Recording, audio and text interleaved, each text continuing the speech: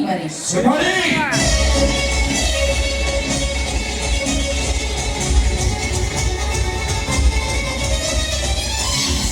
ଆଜି କେମିତି ମୋ କଥା ମନେ ପଡ଼ିଗଲା? ବିପଦରେ ପଡ଼ିଲେ ବନ୍ଧୁ କଥା ମନେ ପଡ଼ିଯାଏ। ବାନ୍ଧବୀ ନା ପ୍ରେମିକା?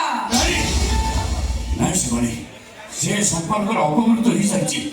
ସେ ସବୁ ଭୁଲିଯିବାର ଆମର ବୟସ ହେଇଯାଇଛି। ତମେ ସିନା ସଂସାର କରି ଖୁସିରେ ରହିଲ, ହେଲେ ହେଲେ ଶିବାନୀ, ମୋ ସଂସାର ବର୍ତ୍ତମାନ ବିପଦରେ ପଡ଼ିଛି। ତମେ ଚାହିଁଲେ ସେ ବିପଦରୁ ମୋତେ ଉଦ୍ଧାର କରିପାରିବ। ମା ଓ ପିଲାକୁ ବଞ୍ଚେଇବାକୁ ହେଲେ ଦିଲ୍ଲୀ ଏୟାରଲିଫ୍ଟ କରିବାକୁ ହବ।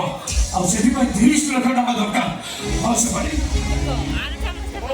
କେବଳ ତମେ ମୋତେ ସାହାଯ୍ୟ କରିବ ବୋଲି ବହୁତ ଆଶା ଭରସା ନେଇ ମୁଁ ତମ ପାଖକୁ ଦୌଡ଼ି ଆସିଛି। ହେଲେ ବିଶ୍ୱାସ ରଖ, ଖୁବ୍ ଶୀଘ୍ର ତମର ସବୁ ଟଙ୍କାକୁ ସୁଝିଦେବି। ବୁଝିବା କଥା ପଛରେ, ଏବେ ସାହାଯ୍ୟ କରିବାର ବେଳ। ତମେ ସ୍ୱାର୍ଥପର ହେଇଗଲ ବୋଲି ମୁଁ ଅମଣିଷ ହେଇଯିବି କେମିତି? ତମେ ଅପେକ୍ଷା କର, ମୁଁ ଭିତରୁ ଆସୁଛି।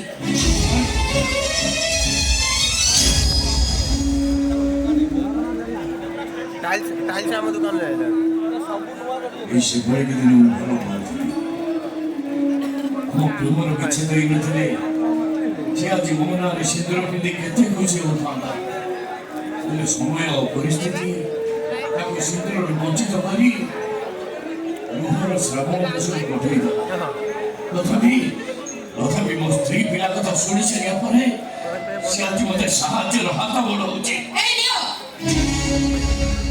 ଏ ଆକାଶରେ 30 ଲକ୍ଷ ଟଙ୍କା ଅଛି। କଣ କହି ତମକୁ ଧନ୍ୟବାଦ ଜଣେଇବି, ଆଜି ମୋ ମୁହଁରେ ଭାଷା ନାହିଁ। ସେବେଳେ ତମେ ଏମିତି କମ୍ ସମୟ ଭିତରେ ମୋତେ ସାହାଯ୍ୟ କରି ସାରା ଜୀବନ ପାଇଁ ଋଣୀ କରିଦେଲ। ହେଲେ ମୁଁ ତମକୁ କଥା କହୁଛି, ତମ ଦାନର ପ୍ରତିଦାନ ମୁଁ ନିଶ୍ଚୟ ଦେବି।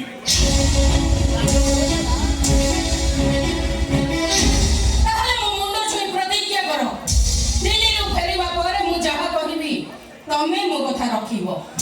ଟଙ୍କା ଦେଇ ମୁଁ ମୋ ପ୍ରତିଜ୍ଞା ରଖିଛି। ଏବେ ମୁଣ୍ଡ ଛୁଇଁ କୁହ, ଦିଲ୍ଲୀରୁ ଫେରିବା ପରେ ମୁଁ ଯାହା କହିବି ତମେ ମୋ କଥା ରଖିବ।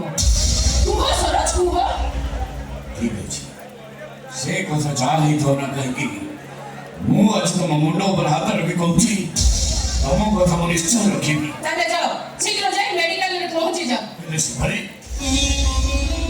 ତମେ କେବଳ ଭଗବାନଙ୍କୁ ଡାକ, ସେମାନେ କେମିତି ଭଲରେ ଭଲରେ ଫେରି ଆସ। ନିଶ୍ଚୟ ଡାକିବି ସରୋଜ। ଆଗରୁ ତମ ପାଇଁ ଡାକୁଥିଲି, ଏବେ ସେମାନଙ୍କ ପାଇଁ ଡାକିବି। କାରଣ ତମ ଖୁସିରେ ମୋ ଖୁସି।